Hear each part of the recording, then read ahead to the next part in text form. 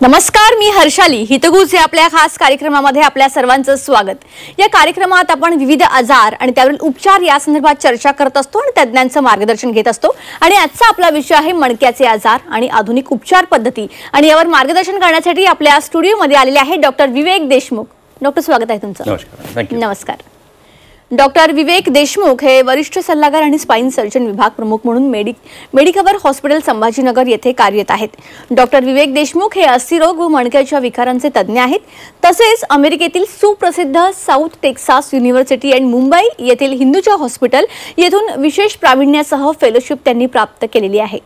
मान, पाठ, कंबर इत्यादींच्या कमीत कमी टाक्यांच्या minimal invasive surgery, disc replacement surgery, मणक्यातील गादी बदलणे यावर सरांचे विशेष प्रभुत्व आहे. तसेच विना शस्त्रक्रियेचे औषधोपचार जसे की cervical, epidural block, selective nerve root block, facet blocks यामध्ये सुद्धा doctor Vivek Deshmukh sir expert आहेत. गेल्या 14 वर्षांमध्ये डॉक्टर देशमुख यांनी 7,000 पेक्षाही जास्त यशस्वी शस्त्रक्रिया केलेल्या आहेत. त्याचबरोबर हजारो रुग्णांना विना शस्त्रक्रियेनेही त्यांनी बरं केलेलं आहे. चला तर विषयाला सुरुवात करूयात. तर सर, सुरुवातीला आपण यावरच चर्चा करूया की एकंदरीत आपल्या मानवी मणक्याची रचना नेमकी कशी असते हे आपल्या प्रेक्षकांना सांगा. सर्वात प्रथम सांगायचं झाल्यास पाठीचा कणा जो असतो हा आपल्याला बायपेडल म्हणजे उभा राहण्यासाठी बनलेला आहे. ऍक्च्युली पाठीचा कणा जो असतो हा 33 मणक्यांनी बनलेला असतो.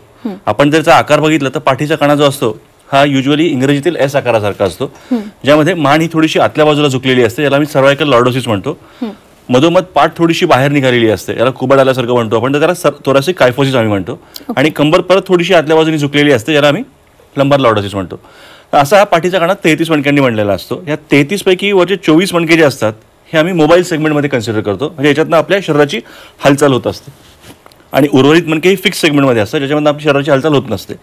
युजली पाठीच्या कण्याच्या आतल्या बाजूनी आपल्याला शरीराची हालचाल करता यावी म्हणून प्रत्येक मणक्याच्या मध्ये आपण जर बघितलं तर अशा गाद्या असतात, ज्याला आम्ही डिस्क म्हणतो. ह्या गाद्या ज्या असतात ना, ह्या आपल्या शॉक ऑब्झर्विंग स्ट्रक्चर सुद्धा असतात. ऍक्च्युली ह्या गादीमध्ये यंग एजमध्ये 80 ते 90% पाणी असतं, जे विथ एज थोडंसं कमी व्हायला लागतं आणि त्यानंतर गादीची फ्लेक्झिबिलिटी सुद्धा कमी व्हायला लागते.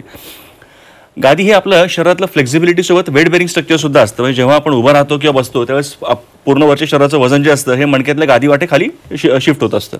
तर हे वेट बेरिंग सुद्धा हे गादीचं एक महत्त्वाचं फंक्शन असतं. आपल्या मणक्याच्या आतल्या बाजूनीच मानेमधनं सुरू होऊन खाली कमरेपर्यंत एक मुख्य नस आलेली असते, ज्याला आम्ही स्पायनल कॉर्ड म्हणतो. बेसिकली ही नस जी असते ही आपल्या मेंदूला शरीराशी कनेक्टिंग करण्यासाठीची ही केबल सारखं काम करत असते. सो हे मणक्यातली मेन कनेक्टिंग केबल किंवा ही मुख्य करंट वाहक, संवेदना वाहक ही अशी नस असते. ही नस जेव्हा मानेमध्ये उतरते तेव्हा ह्या नसेपासून तुम्ही जर बघितलं तर छोट्या छोट्या ह्या नसा निघतात, ज्या हाताला आपल्या ताकद आणि संवेदना सप्लाय करतात.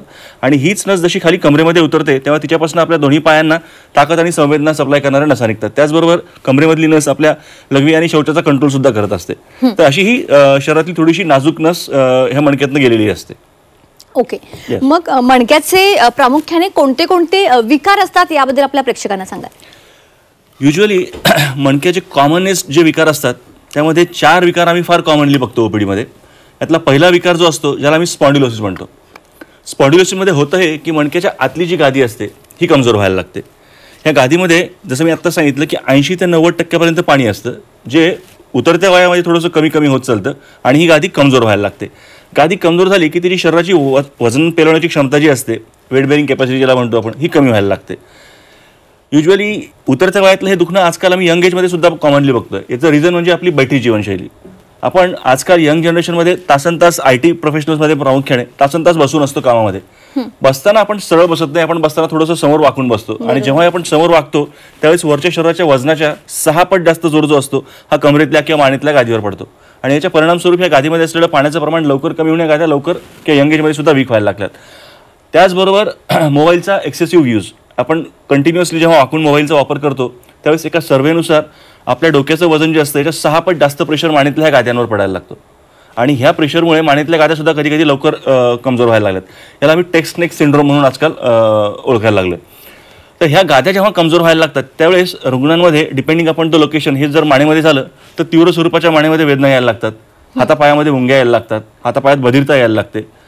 कधी कधी हेच जर कमरेच्या गादीमध्ये झालं तर कमरेमध्ये तीव्र स्वरूपाची कंबरदुखी सुरू होऊन जाते, रुग्ण म्हणतो की जास्त वेळ बसलं किंवा उठून उभं राहिलं की त्यावेळेस कंबर दुखायला लागते, ह्याच वेदना वागताना जास्त वाढायला लागतात किंवा कधी पायामध्ये आणि मुंग्या यायला लागतात. तर ही त्याची कॉमनेस्ट लक्षणं असतात. तर हा स्पॉन्डिलोसिसचा प्रकार.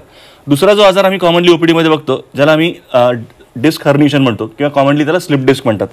तर याच्यामध्ये होतं हे की मणक्यातली जी गादी असते, जसं मी आता सांगितलं की ही गादी आपलं वेट बेरिंग स्ट्रक्चर सुद्धा असते आणि आपलं फ्लेक्झिबिलिटी स्ट्रक्चर सुद्धा असते. या गादीद्वारेच आपण कमरेतनं वाकू शकतो. तर ही गादी जी असते हिच्यामध्ये जे पाणी असतं हे पाणी आतल्या बाजूनी रिटेन राहावं म्हणून त्याला एक बाहेर कव्हर असतं बाह्यरूपी, ज्याला आम्ही ॲन्युलस म्हणतो. हे कव्हर कुठल्या तरी आघातामुळे, जसं की वाकून वस्तू उचलताना म्हणा किंवा कुठल्या तरी कारणाने झटका लागल्यामुळे म्हणा, हे आतल्या बाजूने इंजर्ड व्हायला लागतं. आणि हे कव्हर इंजर्ड झालं की आतला जो गाभा असतो गादीचा, ज्याला आम्ही न्यूक्लियस म्हणतो, हा गाभा ह्या फाटलेल्या भागातनं बाहेर यायला लागतो. हा गाभा जसा पाठीमागे सरकतो तसंच तो नसेंवर प्रेशर एक्झर्ट करायला लागतो. आणि मग ही नस दबून मग डिपेंडिंग अपॉन द लोकेशन, हे जर मानेमध्ये झालं तर हातापायात मुंग्या येणं, हातापायात ताकद कमी होणं ही लक्षणं यायला लागतात. पायाच्या कमरेच्या बाबतीमध्ये जर झालं तर पायामध्ये तीव्र स्वरूपाच्या वेदना याच्यामध्ये यायला लागतात. कधी काही सिव्हिअर केसेसमध्ये ही नस खूप जास्त प्रमाणामध्ये दबून स्लिप डिस्कमुळे रुग्णाचा लघवी आणि संडासचा कंट्रोल सुद्धा कधी कमी होऊन जातो, ज्याला आम्ही कावडा इक्वायना सिंड्रोम म्हणतो. असं जर का कधी काही झालं तर आमचा हाच सल्ला असतो की तुम्ही तात्काळ डॉक्टरांशी तुमच्या जवळच्या संपर्क करावा आणि रिलिव्हंट इन्व्हेस्टिगेशन करून त्याच्यावर ट्रीटमेंट सुरू करावी. थर्ड जो आजार आम्ही कॉमनली बघतो ज्याला आम्ही स्टिनोसिस म्हणतो. स्टिनोसिस म्हणजे ॲक्च्युली ही जी मुख्य नस जी गेलेली असते मणक्याच्या आतल्या बाजूनी, त्याला आम्ही स्पायनल कॉर्ड म्हणतो. तर ह्या नसेच्या आजूबाजूला एक स्नायू असतो ज्याला आम्ही लिगामेंटम फ्लेवम म्हणतो. हा स्नायू जो असतो विथ एज थोडासा वाढायला लागतो, तो जाड व्हायला लागतो. हा स्नायू जाड झाला की मणक्यातली जी नस असते हिची स्पेस तो कॉम्प्रोमाइज करायला लागतो, म्हणजे ही नस त्याच्यामुळे दबायला लागते.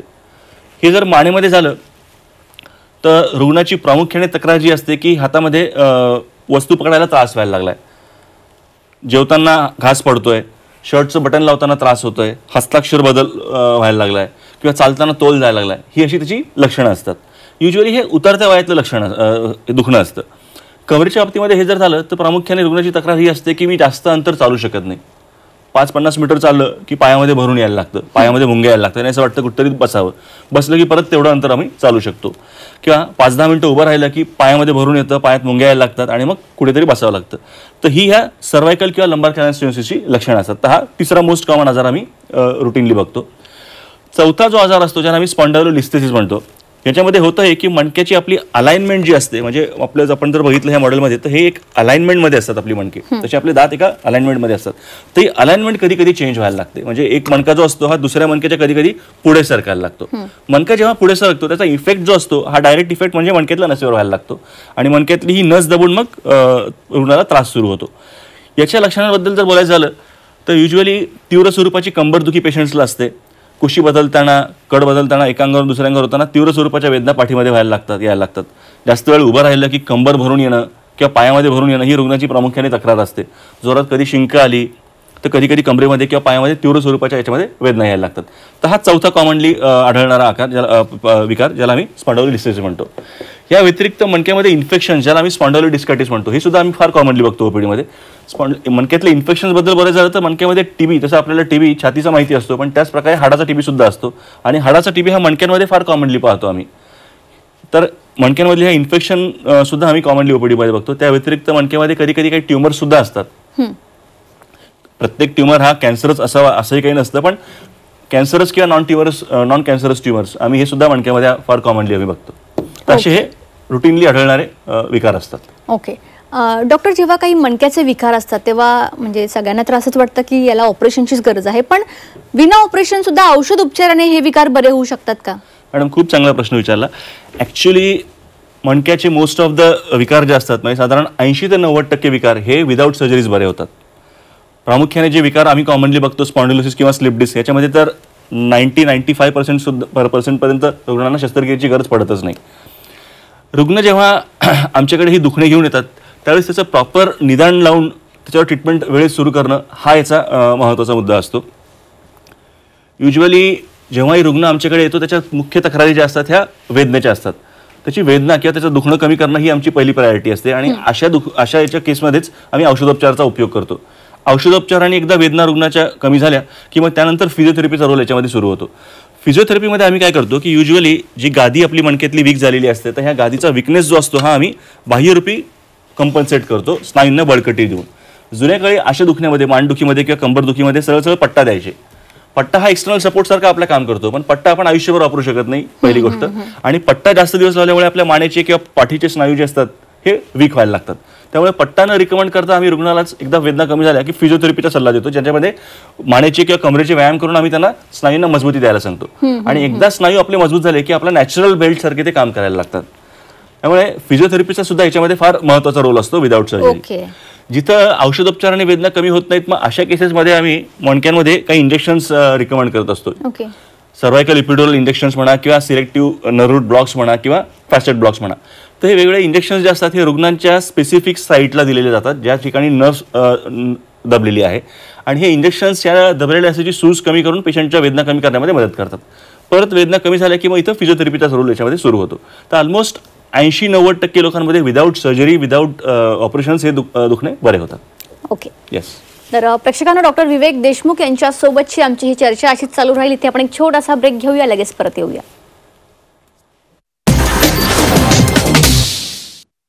ब्रेकनंतर आपल्या सर्वांचं पुन्हा एकदा स्वागत. मणक्याचे आजार आणि त्यावरील आधुनिक उपचार पद्धती या विषयावर आपण डॉक्टर विवेक देशमुख यांच्यासोबत चर्चा करत होतो. पुन्हा एकदा विषयाला वळूयात. तर डॉक्टर, रुग्णांच्या मनात सर्जरीबाबत अनेक गैरसमज असतात, तर त्याबद्दल थोडं आपल्या प्रेक्षकांना मार्गदर्शन कराल. ओके. जेव्हा प्रयत्न करून सुद्धा औषधोपचाराने किंवा फिजिओथेरपीने सुद्धा जेव्हा पेशंटच्या वेदना कमी होत नाहीत, अशाच वेळेस आम्ही सर्जरीचा किंवा ऑपरेशनचा निर्णय घेतो. पेशंटला जेव्हाही आम्ही ऑपरेशन सजेस्ट करतो, रुग्णाच्या मनामध्ये ऑब्व्हियसली भीती ही असते. त्यांनी बरंच ऐकलेलं असतं की ऑपरेशन नंतर उभा राहता येत नाही, चालता येत नाही, झोपून राहावं लागतं किंवा पॅरालिसिस होतो. ह्या कॉमन शंका आम्ही पेशंटकडनं ऐकतो. पण आजकाल आधुनिक ॲडव्हान्सेसमुळे शस्त्रक्रियेमध्ये, जसं की सर्जिकल मायक्रोस्कोप किंवा न्यूरो मॉनिटरिंगमुळे ह्या शक्यता पॅरालिसिसच्या फार नगण्य होऊन गेलेल्या आहेत. युजली मायक्रोस्कोपमध्ये जेव्हा मायक्रोस्कोपच्या अंडर जेव्हा आम्ही सर्जरीज करतो, त्यावेळेस रुग्णांच्या नसा ज्या असतात ना, ह्या कित्येक पटीने मोठ्या दिसायला लागतात. नसा जेव्हा मोठ्या दिसतात त्यावेळेस ऑटोमॅटिकली त्याच्यावर इजा होण्याची जी चान्स असतो, जी शक्यता असते, ही खूप नगण्य होऊन जाते. कधी कधी पूर्ण भूल दिल्यानंतर काही डिफिकल्ट सर्जरीजमध्ये आम्ही पेशंटला न्यूरो मॉनिटरिंगची सुद्धा हेल्प घेत असतो. न्यूरो मॉनिटरिंग म्हणजे जेव्हा पेशंटला भूल दिलेली असते त्यावेळेस त्याच्या आम्ही हातांना आणि पायांना इलेक्ट्रोड्स लावतो काही, आणि हे इलेक्ट्रोड्स नसांचा एक चार्टिंग करत असतात. जसं आपण ECG करतो त्या प्रकारची ही चार्टिंग असते. आणि हा जो चार्ट असतो हा कंटिन्युअसली मेजर करण्यासाठी आमच्याकडे इलेक्ट्रोफिजिओलॉजिस्ट सुद्धा असतो. जेव्हाही आम्ही शस्त्रक्रिया करतो त्यावेळेस आमच्या साईडनी जर कधी कधी नसेवर जास्त दाब येत असेल तर हा इलेक्ट्रोफिजिओलॉजिस्ट आम्हाला त्या क्षणी हिंट देतो की प्रेशर नसांवरचं थोडंसं वाढतंय, ते प्रेशर कमी करा. तर युजली ह्या हिंट्सनुसार ऑटोमॅटिकली ह्या सर्जरीज सेफ व्हायला लागतात. तर ही भीती जी असते पॅरालिसिस होण्याची ह्या शस्त्रक्रियेनंतर, ही फार नगण्य होऊन गेलेली आहे. ओके. डॉक्टर विवेक, बरेच जणांना असं वाटतं की मणक्याच्या शस्त्रक्रियेनंतर पॅरालिसिस होतो, तर यामध्ये कितपत तथ्य आहे? हां, पूर्वीच्या काळी ही शक्यता नक्कीच 2-5% होती, पण जसं मी आत्ताच सांगितलं की रिसेंट ॲडव्हान्सेसमुळे, जसं सर्जिकल मायक्रोस्कोप म्हणा किंवा न्यूरो मॉनिटरिंग म्हणा, ही शक्यता अत्यंत नगण्य होऊन गेली आहे. म्हणजे कमरेच्या शस्त्रक्रियेबद्दल जर बोलायचं झालं तर हा चान्स ऑलमोस्ट नगण्य, म्हणजे लाखातनं एखाद्या केसेसमध्ये होऊ शकतो. आणि जरी पॅरालिसिस झाला तर हा पॅरालिसिस पायाच्या एखाद्या पंजापुरता किंवा पायाच्या बोटापुरता मर्यादित असतो. पूर्ण पॅरालिसिस याच्यामध्ये कधीच होत नाही. मानेच्या मणक्याच्या बाबतीत जर पॅरालिसिसचा चान्स विचारला तुम्ही तर तो 0.1% मिळेल मी, जो 10,000तनं एखाद्या केसेसमध्ये होऊ शकतो. पण आजकाल ती शक्यता जसं मायक्रोस्कोपमुळे ही खूप नगण्य झालेली आहे. त्यामुळे ह्या भीतीमुळे आपण सर्जरी नक्कीच टाळू नये, हा माझा पेशंटला सल्ला असेल.